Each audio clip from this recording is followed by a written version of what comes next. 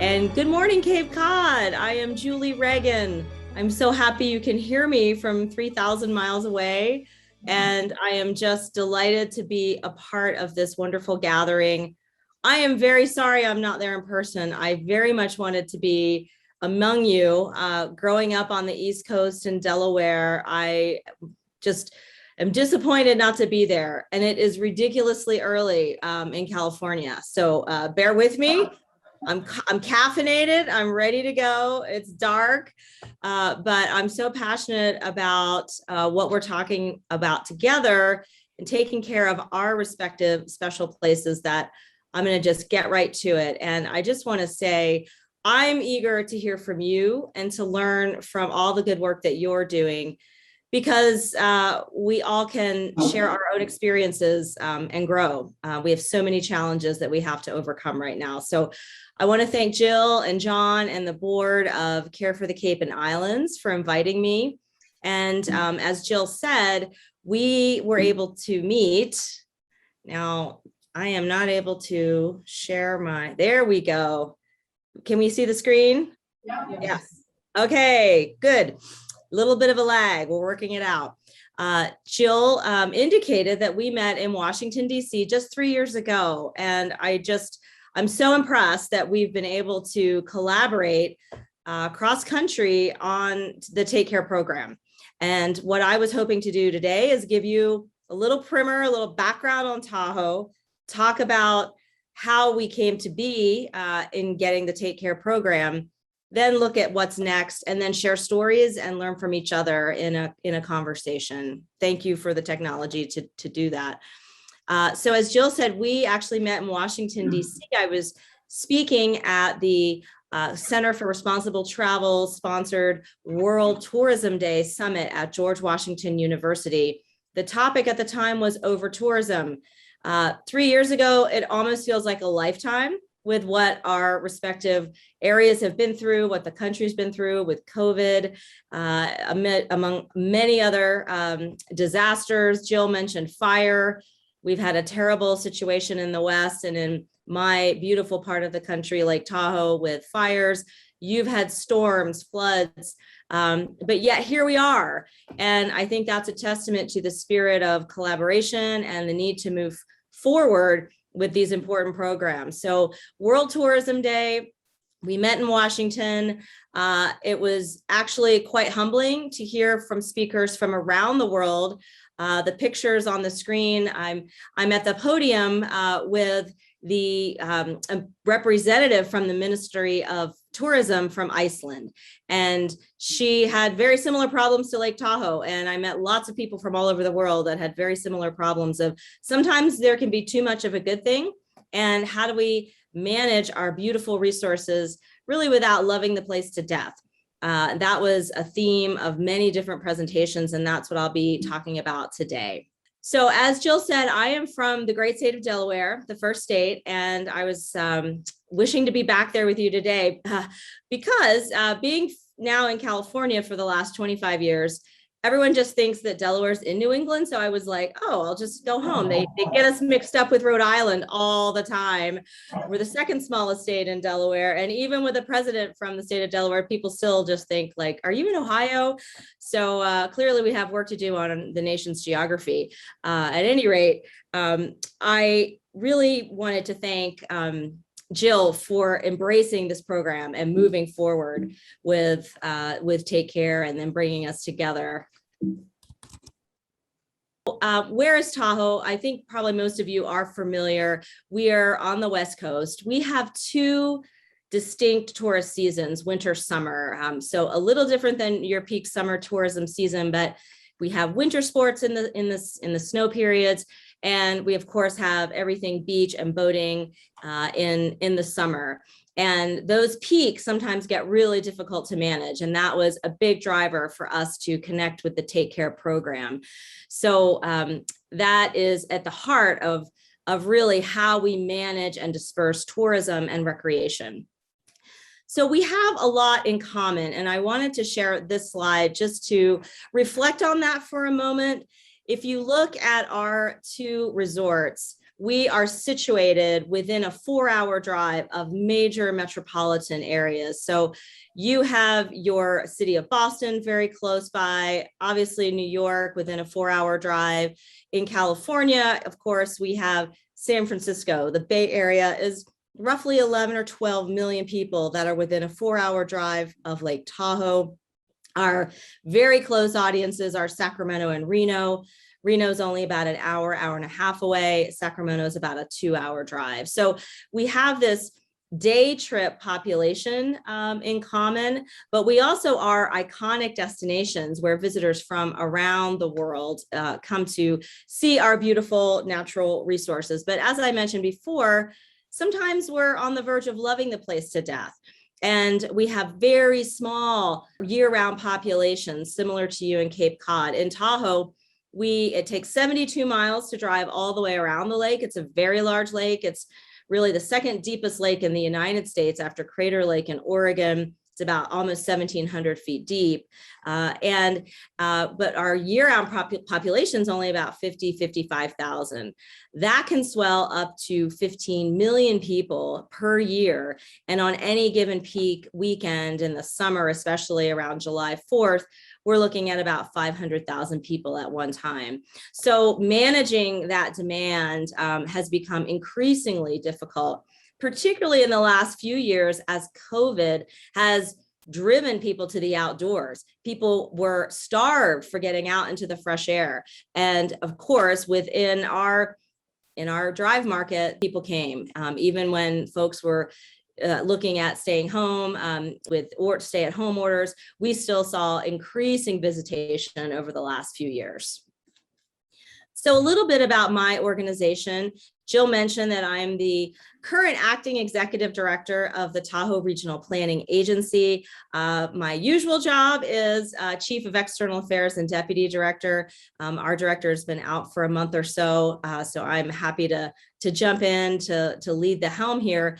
We're really unique. There are a handful of interstate compacts like ours in the country, but none exactly the same. We were formed by a compact between the states of California and Nevada, and that was about 50 plus years ago. We manage development in this watershed. It is a watershed-based governance style, very complex. We have, as you can see on the map, multiple counties in 2 states.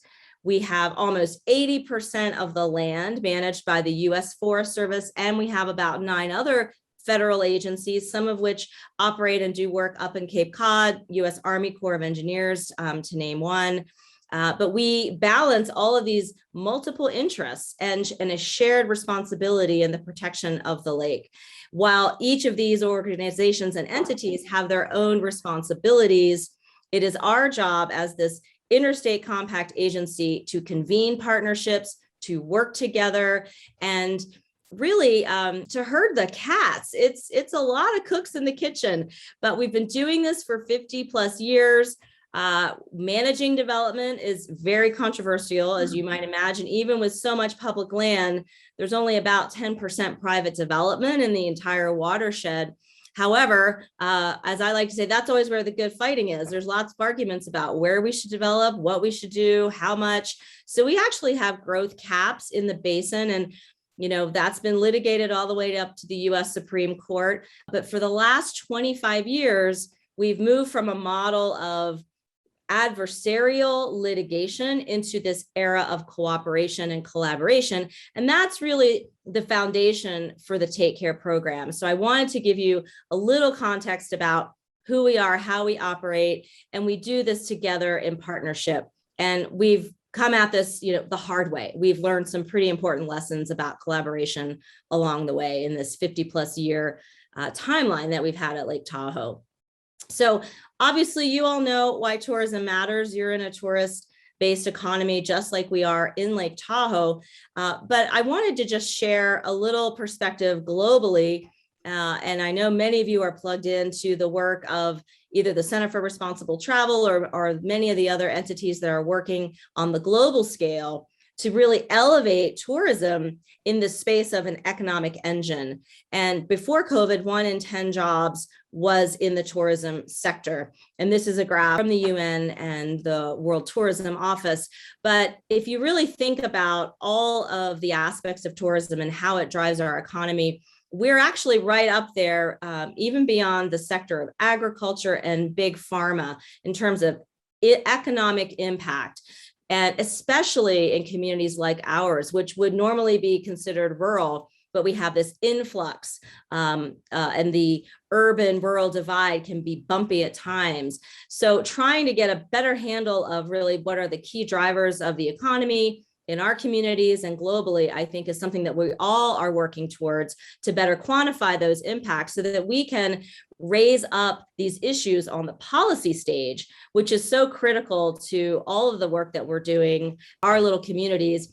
It's part of that greater conversation of a policy question around tourism, economic growth, and sustainable development. So a snapshot of our Tahoe economy, we have about a $5 billion annual economy. It is largely driven by visitation. So really about 2/3 of our economy we can tie to the cluster of tourism. Other sectors would be our health and wellness center, our local hospitals, and higher paying jobs are really in our health sector and the environmental innovation sector, which often covers construction, which I know is a key industry on the Cape as well, and around 15 million annual visitors. And interestingly, about 40+% of those visitors are day trippers that do not stay over, so do not necessarily pay sales tax or hotel transient occupancy taxes, TOT taxes. And that creates a big stress on our transportation infrastructure, which is very old, severely lacking. And, we can talk about that in some of our group discussions. Transportation is a key area of focus for us. So tourism has been good in the last couple of years. I'm sure you've experienced similar bumps in hotel tax collections. This is even looking at data prior to the last year where we came back online after COVID with hotel openings, and we are seeing record stays. Our average daily rate, ADR, has really increased in recent years. Tahoe has a lot of old hotels that we've been working to refurbish over the years. And that has actually spurred new investment. So we're actually seeing some new capital come into the Lake Tahoe Basin area, which has been long a goal for us to really innovate and upgrade our infrastructure, because the Olympics were held here in 1960. Some of you may remember at the resort called Squaw Valley, which has recently changed its name to Palisades Tahoe. And ever since that, at that boom, we have really stuck into this 1970s architecture, particularly on the South Shore, which is starting to change. And that is really a sign of, I think, the economy and the growing sector of tourism in general. And we're doing that in a way that's still sustainable with caps on development and management of collaboration and all the things that work together to make that kind of growth possible in a sustainable manner. One thing I also wanted to mention that we have in common is our commitment to science in Tahoe, and I know the commitment in your neck of the woods as well. We have venerable institutions. Woods Hole, of course, is known around the world. As Jill said, I'm pursuing in my spare time, my PhD in environmental science. I do that part-time, but slow and steady wins the race.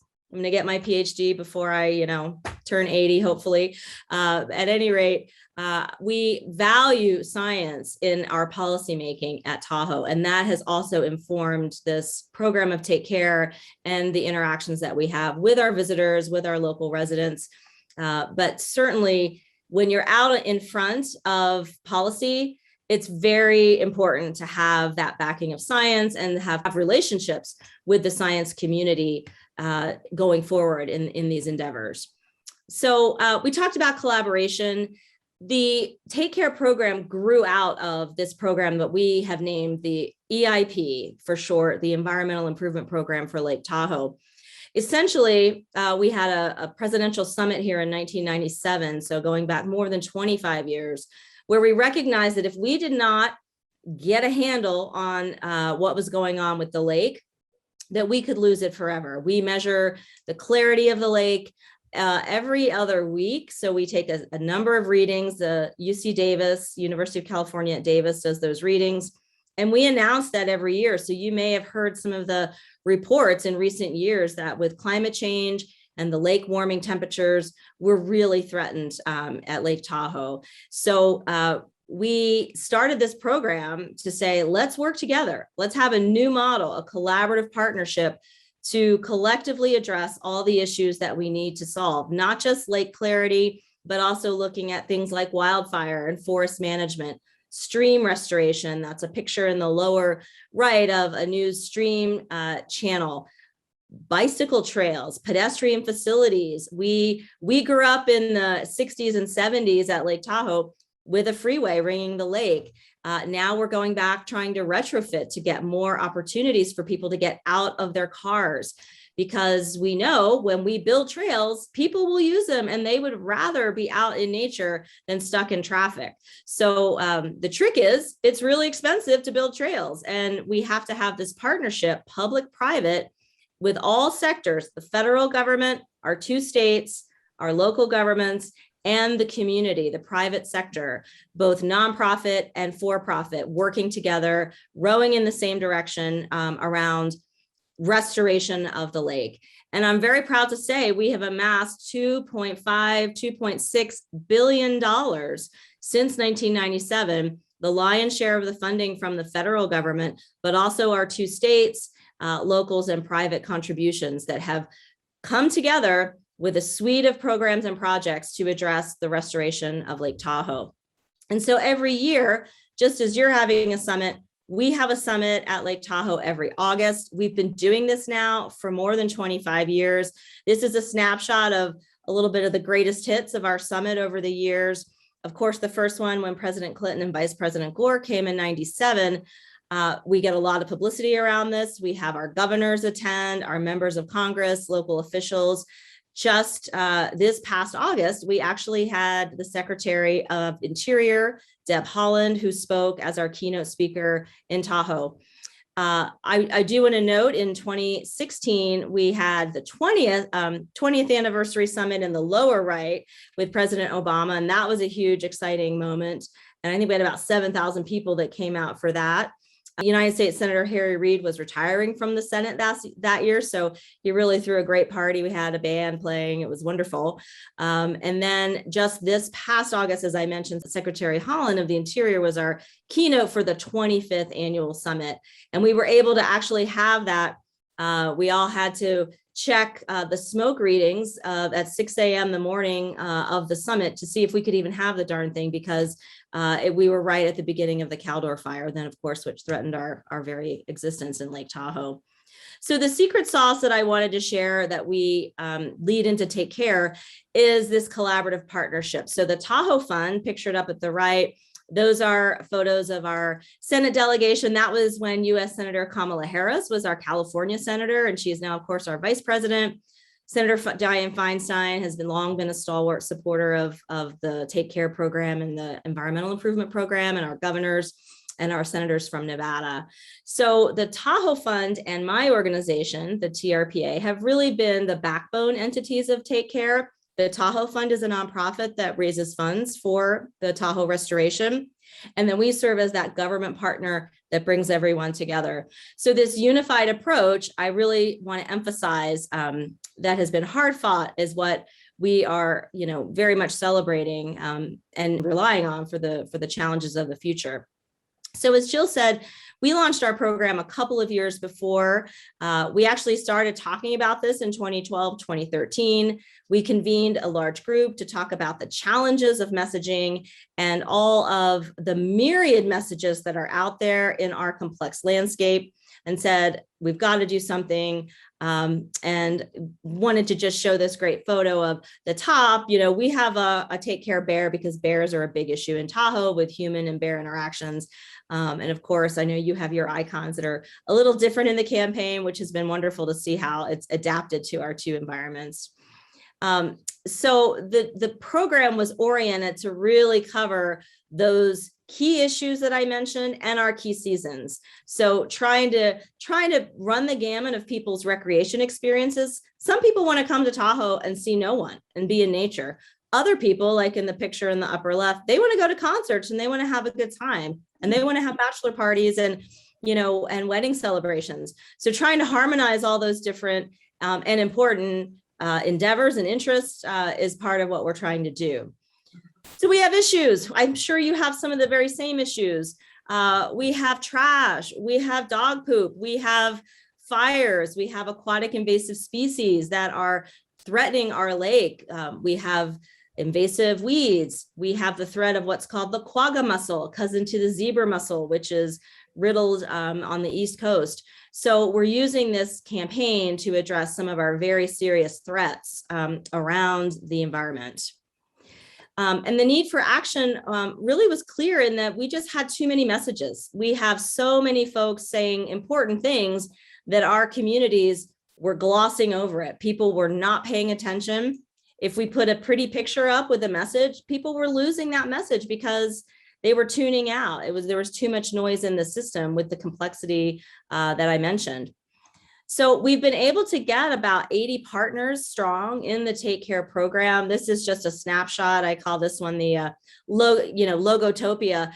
It's a sign of collaboration and not just what I'll call the usual suspects of environmental groups, but we have the Vail Resorts Company that manages multiple ski resorts in the area. We have utilities like AT&T and infrastructure companies.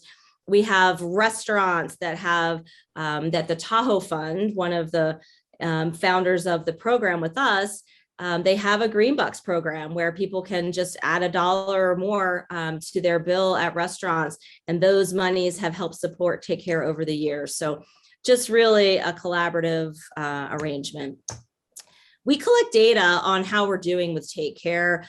For many years, my organization has done a survey that has gone to local residents and our part-time homeowners.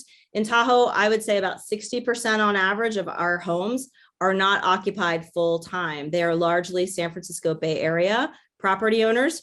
We've been welcoming more of them in our Zoomtown universe in COVID. People have decided, hey, telework is an option. I can use my house in Tahoe and be working still in the Bay Area. So we have a very interesting balance of full-time and part-time residents, and things are evolving in that direction, as I know you've experienced as well. But we've been asking this question about the direct effect of Lake Tahoe's health on people's lives. And we've been tracking it for a number of years. Does the well-being of the lake affect you directly? And years ago, people kind of said no, like the lake, it's doing its thing. I'm living my life. There was a real disconnect. And we've been tracking that over time and looking at that from year to year to see if we're moving the needle. And we have been. Not that that's all the Take Care's responsibility, but I think Take Care collectively has helped us with that. So I alluded to some of our issues, which some of them you have as well. Certainly cigarette litter, microplastics, issues of drinking water, but we have issues like fire, invasive species, boats, wildlife, bears, coyotes, but then always, of course, the dog poop issue with people out. I think there are about 3 dogs for every person in Lake Tahoe. We love our dogs and our visitors love to bring our dogs. So that's a huge issue for us. But we came up with this program to say, let's cut through the clutter. Let's just not show a pretty picture of Lake Tahoe. Let's make these ads humorous in terms of the messaging, and let's get people's attention. So particularly, our partners in the government space, like the Forest Service, state parks, this campaign was not a slam dunk. It is not the typical brown or green that you see in a natural setting on public land. So we actually have scenic rules about colors of buildings and all of that really try to blend the natural environment with the human environment. So we had a lot of work to do to get people on board to even put these signs around public spaces. But now we have 3,000 signs in our beaches and public areas at ski resorts that are getting the message out. One of my favorites, nobody wants to see your dirty butt. Like that's funny. If it's your dog, it's your duty. That's funny. Like people enjoy it. So, I'm sure this one will make you laugh too. Here's a message that we think everybody should share. Your dog's poop doesn't disappear in thin air. So if he goes in public, please remove it from there. Everyone take care. Everyone take care. Love that one. So another key strategy is reaching our visitors before they arrive. So we have partnerships with our hotels and trying to do better in the vacation home rental space to get these messages out, and in check-in packages, in welcome arrangements that are made for guests. We have rat cards that are all over lodging properties in town, and it's starting, I think, to get traction. It's a long haul. It takes years and years to build. And it takes patience because a lot of our folks are saying, take care, that's kind of getting stale. Like we are just getting going. Like my background is in journalism and communications. And, you need about 10 times to even have one idea stick. So we're going to stay with Take Care for some time. I mentioned the business side. There really is a business case to be made for this program, because at first when we launched this, we heard, okay, this is a nice thing to do. This is a cute campaign, but I really need to affect my bottom line. And what we're seeing now in the business side is that this is the bottom line, like how we affect behavior change. It affects our whole experience. If people are flying in from around the world and they're seeing trash on the beaches and they're stuck in traffic, they are going to have a bad impression of Lake Tahoe, and we might not get that visitor back. And we are trying to get more visitors to stay longer, not just to come up for the day. So our business community has really bought in over the course of the last few years, especially as an essential strategy to reach the guest and to have a better experience. Jill mentioned the drinking water, and this has been a huge issue for us because microplastics are now in our water system in Lake Tahoe.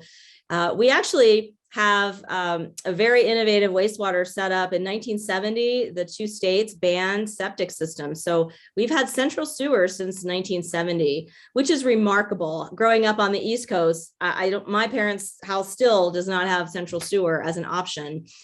So we're proud of that. And we actually treat wastewater and pump it out of the watershed. Our drinking water is some of the finest in the world, but we're still finding microplastics just from clothing, trash on the beach. So we're trying to up the ante in the partnerships of Israelis to support drinking water options that are not plastic water bottles. We have a single-use plastic bag ban, so we encourage reuse. Of course, all that had to get altered during COVID, but the drinking water program is just getting going and is so far very well received. Just a quick picture of all the different signage. I mentioned we have about 3,000 signs out. COVID put that into high gear because we had to pivot the campaign to social distancing, masking. That was also really critical because people were so fatigued with everything, lockdowns, rules. When they came to Tahoe, they didn't want to wear a mask. They didn't want to follow these guidelines. And we had a lot of conflicts. We had a lot of conflicts with just our local service professionals interacting with guests who were fed up and were angry. So we tried to use COVID messages in Take Care to de-escalate what were some pretty bumpy encounters. And I know that was happening in resorts all over the country. So from this graph, you can see the spike going up through 2020 of our web impressions and usage went through the roof. We were kind of on a slow build, but we are really improving our awareness through a lot of the traffic that we've had from COVID and the great interest. And we also got our whole community together over the course of the last year with weekly meetings about what was going on with COVID restrictions. We actually had to close our beaches. The U.S. Forest Service, because the fire danger was so high last summer and now this summer, unprecedented. They closed public beaches, which are the lion's share of beach facilities around Lake Tahoe. And they said, we just can't risk it. There's too much of a great risk of people dropping a cigarette, even though they're not supposed to be smoking. And they didn't have the personnel. So that actually garnered a lot of interest from our local chambers of commerce, our visitors authorities, to collaborate more so that we knew what was going on with all of our messages. The idea was, we don't want any more. And we're like, okay, we need to address this with Take Care. So we used the campaign, we adapted the campaign to promote respect and civility. And we actually emerged and went out forward with a revisitor pledge and a recreate responsibly message that Take Care supported. So each visitor's authorities customized that for their own unique needs. And we tried to get that message out before people would come up, know before you go. And that seems to be helping, although I can tell you, we're not completely there yet. We launched an ambassador program last year that was very successful in multiple locations. We had volunteers, we had high school kids, we had multiple partners, including the Tahoe Rim Trail, which is a 170-mile, what was envisioned at one time as a freeway ringing the lake is now a great hiking and multi-use trail. And so we had people out at the trailheads, just educating people. And that was a very big success, user intensive and labor intensive, but we're going to continue that into next year. And trying to be more inclusive and diverse in our messaging around Lake Tahoe. So we went fully bilingual through the COVID pandemic with our messages. And we're going into schools with curriculum and activities, crossword puzzles, and additional endeavors to really grow this culture of stewardship, from our young future leaders of Tahoe. And that is something that we're very focused on and very excited about. And we have great interest from our local school districts. The next kind of what's next is getting this more into the multimedia space. We had the Caldor fire. It was the nation's #1 top priority fire back in September. As Jill said, it made it around the corner from my house. It is an absolute miracle that we have a house that's still standing and that Lake Tahoe was really unharmed for the most part. When you come to Tahoe, you wouldn't know that we had a fire, but it burned into our watershed, but mostly in the forest. So we have to get the word out about fire. And so we've launched billboard campaigns. So this is an example in a bilingual message on fire. Billboards are expensive. This campaign alone was about $50,000. And so we had the support of the private sector to support that, as well as our visitor authorities and nonprofits pitching in to do this. And we have done this in winter campaigns and then summer campaigns for fire. Also going forward, we are looking to develop a shared vision for sustainable recreation in the future. And that means a lot of things to a lot of different people, but we're actually looking at what is the economic model for tourism success? Is it the traditional model of heads on pillows? The old GDP, eternal growth is good, or is there a different model that we can look at to be more sustainable? How do we invest in the infrastructure that we need to move people around, to have other options other than the personal automobile? We're talking about billions of dollars of investment in things like transportation. So we are convening a group, which we hope will become a new responsible tourism council, like a destination roadmap strategy. And we are in the process of doing that right now. And we are interviewing consultants to help lead a process along those lines. So thanks for bearing with me with my technology glitches coast to coast. And just again, congratulations in joining us in this Take Care journey. It is worth the effort. It is fun. It is challenging. There are all kinds of obstacles along the way, but I'm so delighted that we have this really interesting partnership from coast to coast. And I hope that we can continue that kind of collaboration. And, the quote that you see, the African proverb is out there far and wide. If you want to go fast, go alone. If you want to go far, go together. I couldn't agree more. I couldn't attest to it more, having worked for the last 18 years at the Tahoe Regional Planning Agency and convening group after group, and it's never easy. It is a challenge every day, but it is so worth it. If we want to grow a culture of stewardship and caretaking, we have to be the energy that fuels that. And so I thank you for the work that you're doing and for this opportunity to collaborate. So with that, I will just be happy to take your questions, and I appreciate the opportunity to speak to you today. Thanks, Julie. So I have one question, and if anyone we have about 10 minutes for questions. I have one, so if anybody else has some, please raise your hand and they'll bring a card to you. So Julie, what I have is, how does Take Care Tahoe engage organizations like public entities that are reluctant or unable to join an NGO?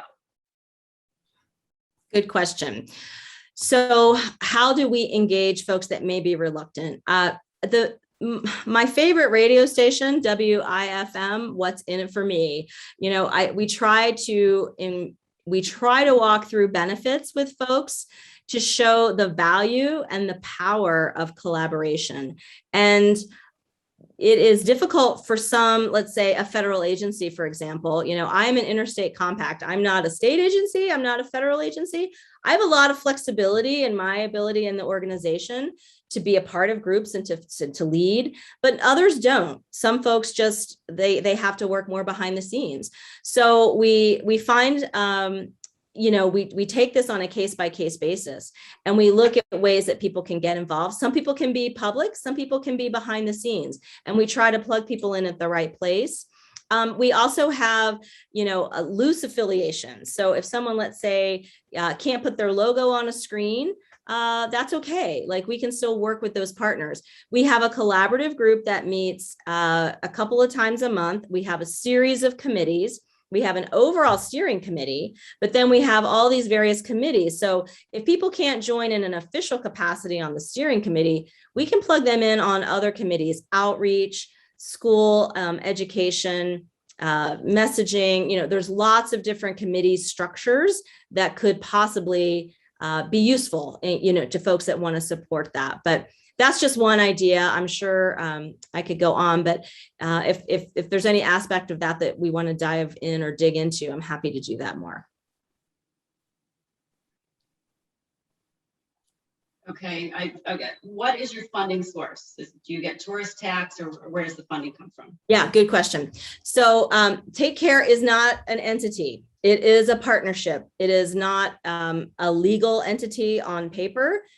It is a partnership. We have the Tahoe Fund and my organization that are really the backbone entities, but this is a loose committee structure.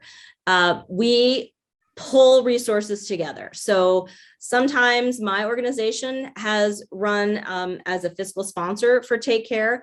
More recently, the Tahoe Fund, which is one of our key nonprofits in Tahoe, is the fiscal sponsor. So for the billboard campaign, people kicked in dollars. So each visitors authority might kick in anywhere from $4,000 to $7,000 each. And we amassed that, and the Tahoe Fund wrote the check and did the billboard campaign. There is no TOT funding that goes to Take Care. There are individual fundraising campaigns that the Tahoe Fund has undertaken. And we have all supported the program at different levels. So a lot of nonprofits, you know, they don't have the funds to put in, but they have time. So the in-kind contributions are a huge part of what keeps Take Care going, because if you don't have champions to drive these committees and for people to come together, take notes, share information, it will die. It will die on the vine. So we've tried to channel people in using the strengths that they have in the best way possible, and to fit the needs in the constraints that they have. So there's no TOT funds. However, I will say we do have voluntary opt-in programs. So the ski resorts like Vail, they have you have to actually physically opt out. If you buy a lift ticket, $1 goes to the program that supports the Tahoe Fund, and some of that goes to Take Care. And some of the green bucks that I mentioned at restaurants, a voluntary $1 to add to, you know, right when you get your bill at a restaurant, it'll say tip Tahoe Fund contribution, and some of those dollars have been channeled to Take Care. But we don't have huge budgets. We have struggled, I'm sure, just like you have, to raise the funds. But the more that people see the value, and the more that people see people talking about it, lodging property guests think, oh, that's pretty cute. Or you see merchandise out, you see the Drink Tahoe tap, Take Care water bottles at the grocery store. People start to get interested and, oh, well, how can I participate in that? That's where we try to match up people's interests with opportunity. Right. I've got two more here. Great. So why is it important to the tourists? They don't live here. It's not convenient, like encouraging people to bring your own bottle. Many of them think it's too hard. Why should they care? How does the campaign communicate this answer to the tourists? Great question. Yeah, I think, well, it's about research and understanding your particular audience. The research that we did before this campaign showed that people really care. They love Lake Tahoe. That is the universal common thread. Whether you're a visitor, whether you're a part-time or full-time resident, people care deeply about the lake.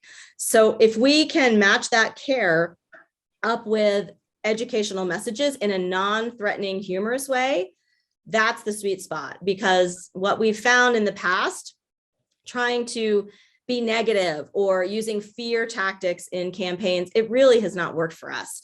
So making it a positive message has really helped us get the message across. And using the media, like we've had a lot of publicity around Take Care. We use opportunities like our summit every August, where we have governors, senators, that we get the messages out in front of the media that show up to cover those. And then they interview people, and then it kind of spirals. So publicity, talking to folks to understand what their root cause issues are. But I'll give you the example of dog poop. I mean, people love their dogs. They don't want to be bothered with picking it up.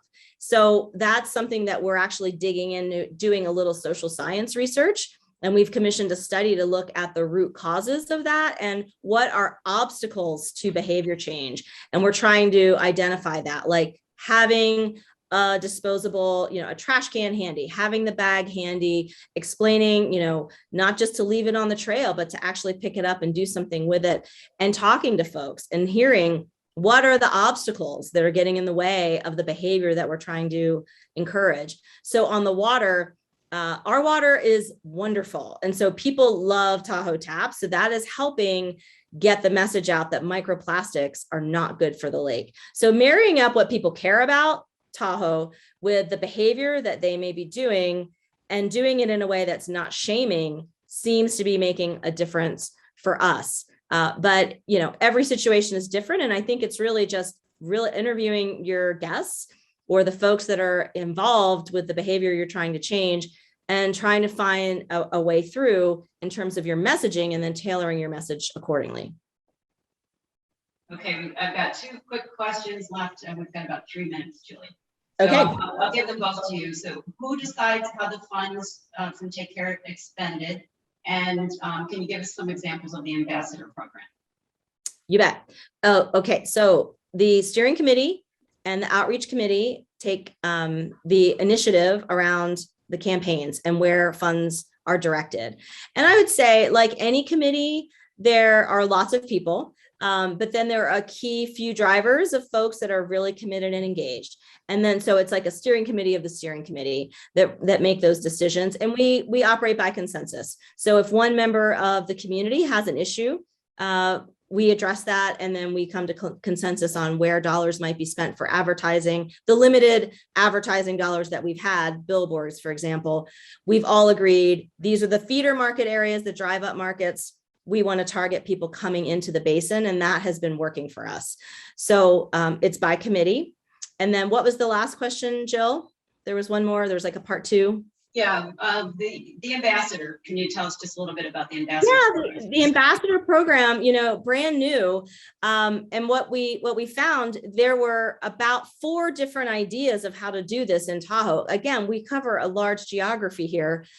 So we used the Take Care committee to bring folks together. We actually put Take Care logo wear and safety vests on so that it was a branded exercise at the most popular trailheads for hikers and around town at public beaches. And it ranged from paid positions at various nonprofits like the Tahoe Rim Trail. They use like summer seasonal staff, right down to high school students that a grant funded a program.